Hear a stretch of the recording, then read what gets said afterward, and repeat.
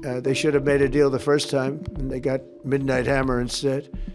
And this will be very traumatic for Iran if they don't make a deal. Look, if they don't make a deal, then... Di tengah ketegangan Iran dan AS soal nuklir yang tak kunjung usai, sebuah peringatan keras keluar dari mulut Donald Trump. Bukan sekedar gertakan biasa, kegagalan kesepakatan nuklir disebut-sebut akan memicu konsekuensi yang traumatik bagi Teheran. AS berencana menambah kekuatan tempur di Teluk dengan mengirim kapal induk kedua dan melancarkan misi Shadow Strike untuk meruntuhkan Iran. Sementara itu, Iran telah menyiapkan taktik serbunya, The Swarm Attacks, untuk membalas hantaman AS. Apakah sinyal ini akan jadi tanda perang semakin dekat? Mari kita bahas satu per satu.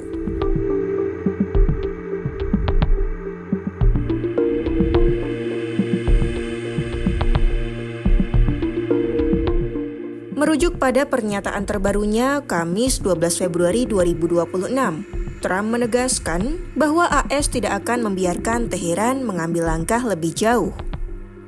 Jika negosiasi buntu, Washington mengisyaratkan bahwa opsi militer sudah siap di atas peta operasi pasukan AS.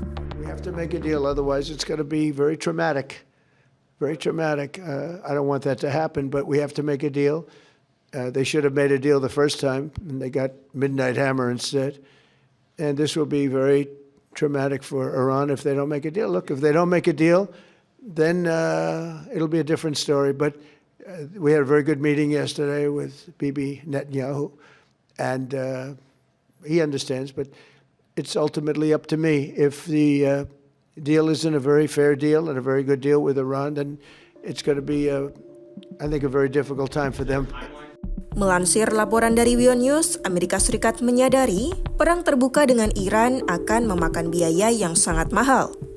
Maka dari itu Pentagon dan Badan Intelijen AS diduga kuat akan melancarkan serangan bayangan atau Shadow Strike. Sebuah operasi siluman yang menggunakan F-35C, pelacakan elektronik, dan rudal yang diluncurkan dari kapal selam guna melumpuhkan pertahanan Iran sebelum mereka bereaksi. Berbeda dengan invasi tradisional, serangan bayangan akan mengandalkan infiltrasi diam-diam dan peperangan elektronik untuk membutakan musuh. Dengan aset yang hampir tak terbaca oleh radar, maka struktur komando dan pertahanan lawan akan lumpuh. Apalagi operasi itu akan didukung oleh dua operator karena adanya pengerahan armada tambahan USS George H.W. Bush yang memperkuat posisi Abraham Lincoln. Dengan dua armada raksasa, mereka akan memusatkan daya tembak yang sangat besar ke wilayah tersebut.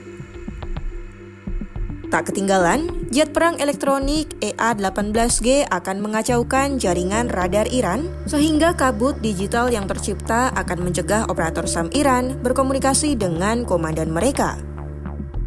Sementara di udara, jet-jet sibuk bekerja, kapal selam rudal berpemandu kelas Ohio berlayar membuntuti armada, mengangkut sekitar 154 rudal jelajah Tomahawk. Setelah semuanya siap, F-35C Lightning II dan pesawat pengebom akan menembus jauh ke wilayah Iran untuk mengumpulkan intelijen dan menyerang lokasi rudal tanpa terdeteksi radar Bavar 373.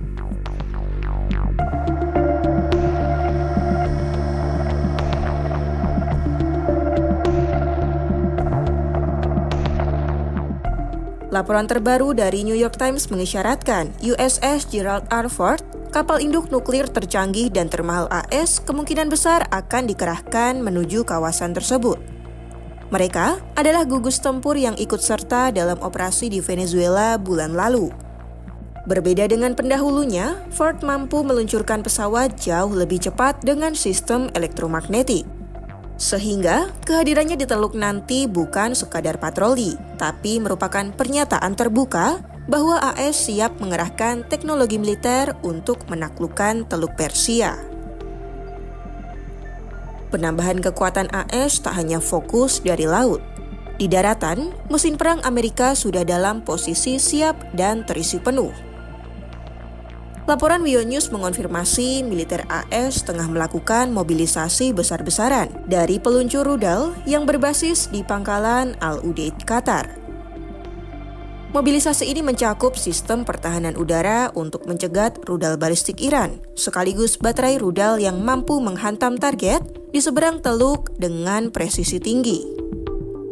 Dengan diperkuatnya pangkalan oleh sistem peluncur rudal taktis seperti Patriot, maka langkah ini bukan lagi soal langkah defensif untuk melindungi kawasan. Mereka sedang mempersiapkan serangan balasan cepat jika proksi Iran mulai bergerak.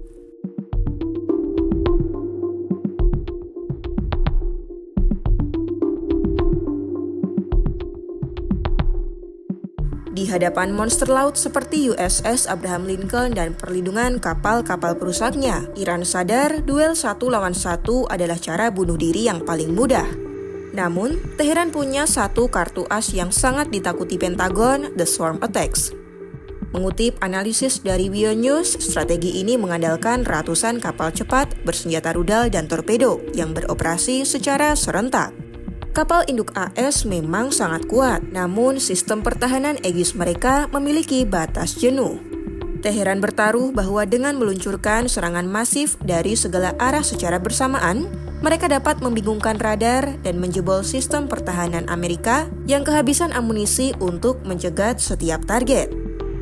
Didorong oleh geografis Iran, perairan sempit seperti Selat Hormuz dapat membantu manuver kapal cepat Iran menghadapi kapal perang besar AS yang sulit untuk berbelok. Saat AS mengandalkan teknologi canggih dan daya hancur besar, Iran mengandalkan kecepatan, jumlah yang masif dan keberanian nekat untuk menyerbu tepat ke jantung armada Amerika. Konsekuensi peperangan kini adalah milik dua pihak yang saling adu ancaman. Apakah sinyal-sinyal ini akan memengaruhi hasil perundingan nuklir Iran AS? Saksikan perkembangannya hanya di YouTube Kompas.com.